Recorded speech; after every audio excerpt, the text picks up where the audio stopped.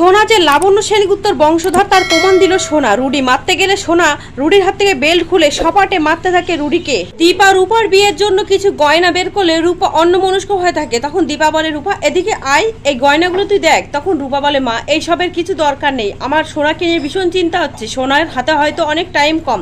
তখন সেখানে সূর্য আসে আর রূপাকে বলে, হয়তো তুই ঠিক বলছিস, তাই আমি চাই সব কিছু ঠিক করতে। এতদিন তোর সাথে অনেক খারাপ ব্যবহার আমি করেছি, কিন্তু আর নয়, আমি চাই তোদের দুই বোনকে ভালো থাকতে দেখতে, সুখে থাকতে দেখতে, তাই আমি আর তোর মা এই সিদ্ধান্ত নিয়েছি।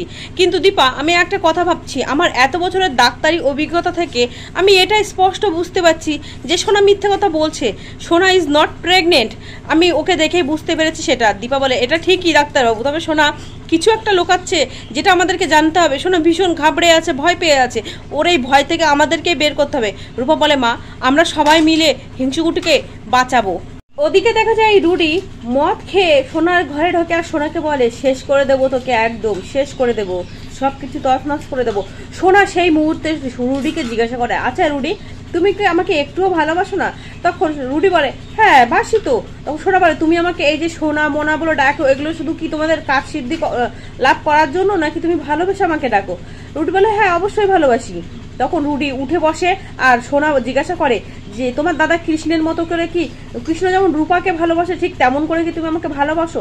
তখন রুডি রেগে গিয়ে সোনার চুরির মুঠি ধরে আর খুব মারে আর বলে, তোর এত জানার শখ কিসের? সোনা কৃষ্ণের কথা বলাই রেগে যায়। রুডি রেগে গিয়ে বলে, তোর এখনো ওই দিকে নজর, তুই এখনো কৃষ্ণকে ভালোবাসিস? তখন সোনা বোঝাতে চায়, রুডি এমন কিছুই আমি বলিনি, আমি এমনটা বলতে চাইনি।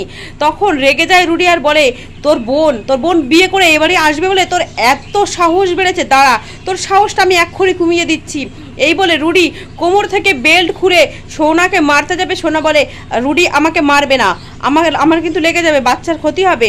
কিন্তু রুডি কোনো কথা শুনতে চায় না। রুডি কোমর থেকে বেল্টটা খুলেই কিন্তু আঘাত করতে যায় সোনার মনে পড়ে যায় তার মায়ের কথা, যে নিজের অধিকার, নিজের ভালো সবটা নিজেকে বুঝতে হবে, অন্য কেউ কিন্তু বুঝবে না। সোনা নিজেকে শক্ত হতে হবে। তখনই সোনা রুডির হাতের ওই বেল্টটা ধরে বসে আর রুডির হাত থেকে ছিনিয়ে নেয় বেল্ট।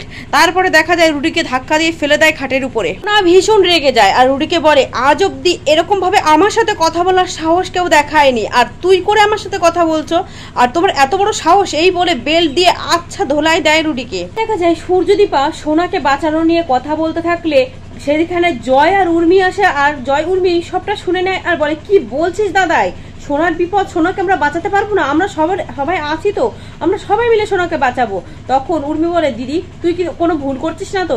তখন দীপা বলে, না বোনো, আমার কোনো ভুল হচ্ছে না, তুই জানিস না ওই কুন্তলা এত ভয়ঙ্কর, ওই বাড়িতে এত রহস্যময় একটা লোক থাকে, তুই জানিস না, ওকে আমাদের ধরতে হবে।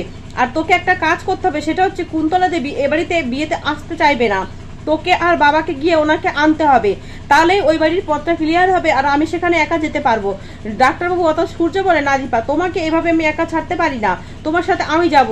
তখন দীপা বলে, ডাক্তারবাবু আপনার তো পায়ের অবস্থা ভালো নয়। রূপা বলে, মা তুমি একা যাবে না, ওই বাড়িটা কতটা ভয়ঙ্কর তুমি তো নিজেও জানো, তাই তুমি বাবাকে সাথে নিয়ে যাবে। বলে, দাদাই কাল রূপার বিয়ে, তাই তুই এখানে থাকবি, তুই তোর মেয়ের বিয়েতে থাকবি না, সেটা হতে পারে না, আমি যাব বৌদিদির সাথে। অন্যদিকে দেখা যায় সোনা যখন বেল্ট দিয়ে রুডিকে পেটাতে থাকে, তখন রুডি বেল্টটা ধরে নেয় আর সোনাকে মারার চেষ্টা করে।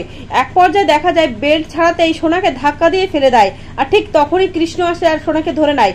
তখন সোনাও তাকে ছাড়িয়ে দেয় আর কৃষ্ণ বলে, এই বাড়িতে এত অসভ্যতামি তো চলবে না। কৃষ্ণ সোনাকে বাঁচিয়ে নেয় আর সোনা সেখান থেকে কৃষ্ণকে তাড়িয়ে দিলে সেখানে রুডির মা আসে কিছু গয়না নিয়ে আসে আর বলে, তুমি রুডির কথা কিছু মনে করো না, ওর তো নেশা করেছিল তাই এমন হয়েছে। অন্যদিকে দেখা যায় রুডিকে আড়ালে নিয়ে বলে, রুডি এখনই এসব করলে চলবে না, তাহলে আমাদের হিতের বিপরীত হয়ে যাবে। ওদিকে রুডি সোনার পা ধরে ক্ষমা চায়, বলে, সোনা আমায় ক্ষমা করে দাও, আমার ভুল হয়ে গেছে, এমনটা আর কখনো করবো না।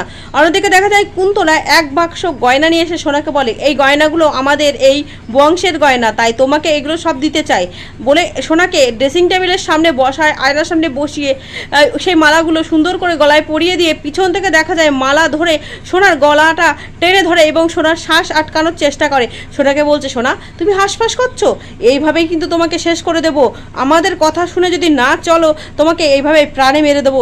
কুন্তলা সোনাকে মারে আর বলে, আমি কিন্তু মদ খাই না রুডির মতো, তাই আমি কুন্তলা কুমারের মেয়ে, আমি কিন্তু আমার কথা মতো না চললে তোমাকে এভাবেই মারবো। সোনার গলায় ভীষণভাবে দাগ বসে যায়। ওদিকে টান দিয়ে সোনাকে নিচে ফেলে দিয়ে কুন্তলা বলে, কাল সকালে বড় একটা চিক মালা তোমাকে আমি দেবো, সেটা পরেই ও বাড়িতে যাবে, ওই বাড়ির কেউ যেন তোমার গলার এই দাগটা না দেখতে পায়।